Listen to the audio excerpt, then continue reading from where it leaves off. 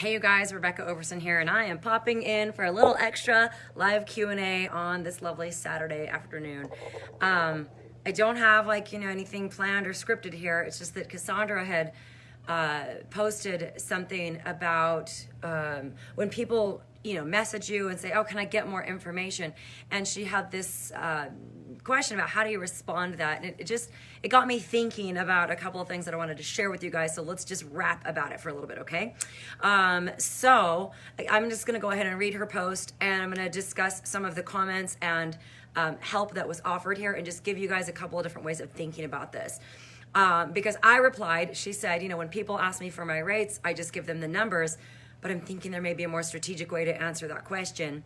And I replied and said, I never would lead out with my rates. And some of you liked that, and some of you didn't like that. And so let's just discuss it for a second here. Sorry, you guys, give me just 1 second. I want to make sure that we are, in fact, broadcasting. Sometimes Facebook does fun things for me. Keeping it real, keeping it changed up, keeping me on my toes. Okay, looks like everything's good. So what do you do when... So in Cassandra's case, she had posted in a mom's Facebook group, some kind of advertisement or offer, and people were like, oh, replying and direct messaging her saying, what are your rates? What are your rates? All right. So again, gonna give you a couple different ways to think about this. When people are just asking for your rates, why I don't reply with my rates is because I don't even know if my services are for sale for this person. You know what I mean? Like, it might be a little counterintuitive. The world probably thinks that we as massage therapists would just love to have anybody on our table. And if you've spent any time around me, you'll know that that's not how I think. I think that we would do well to be a tad more exclusive and what's the word? Selective about our clients. I'm a huge proponent of having a niche, and there's a marketing reason behind that.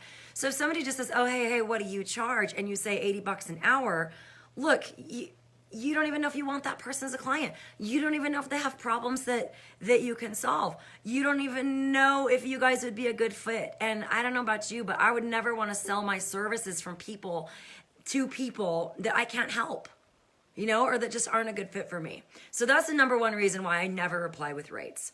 Number two is I want to know who I'm talking to.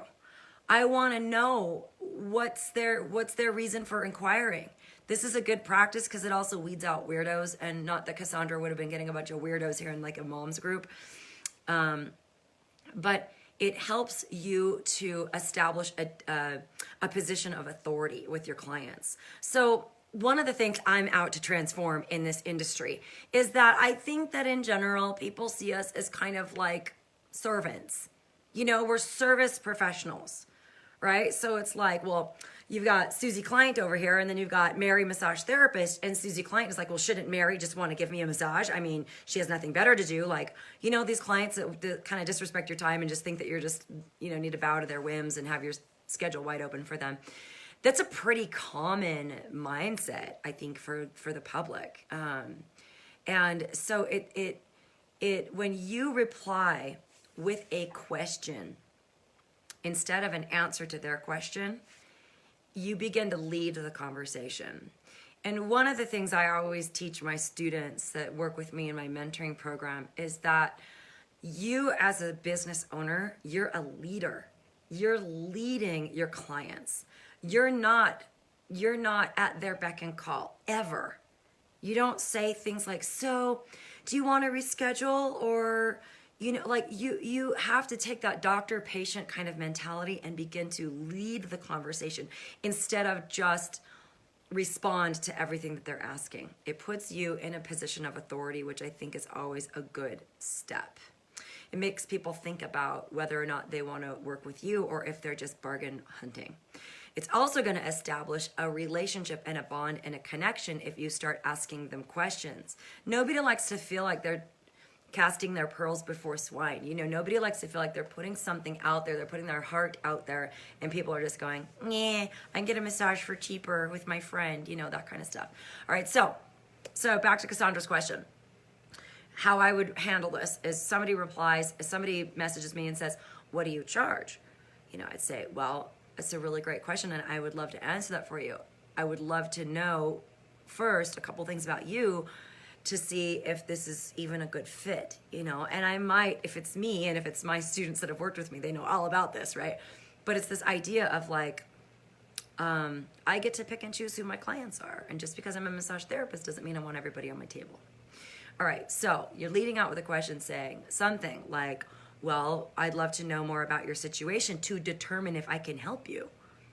So you might ask them some questions about, well, what's your, you know, are you getting regular massages? Do you have an injury? Like, tell me more about what's going on with you or your body or your pain that is the reason for your requesting a massage, okay?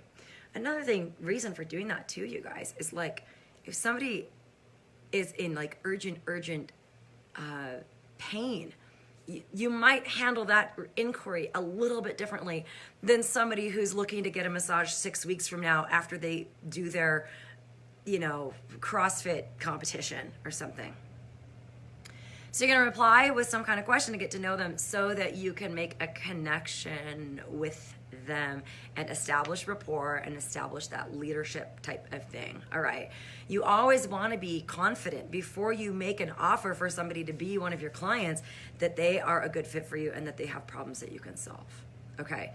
So I hope that helps you guys. And actually let me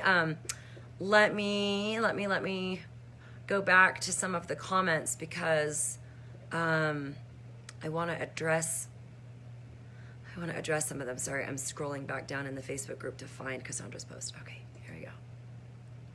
So some of you said send the person to your website, and I gotta be honest with you, that's a horrible strategy. Okay, don't ever just send people off into cyberspace that are standing there wanting to have a conversation with you. Okay, you can do that later after you've established a connection with them, but don't say, oh, my rates and services are right here. Okay, that feels to the client like you're just handing them off to a robot. Okay, so let's see. And then Sarah says, I hate it when people won't just tell me the price. Why is it such a big secret? Just tell me. It's not necessarily that it's a big secret.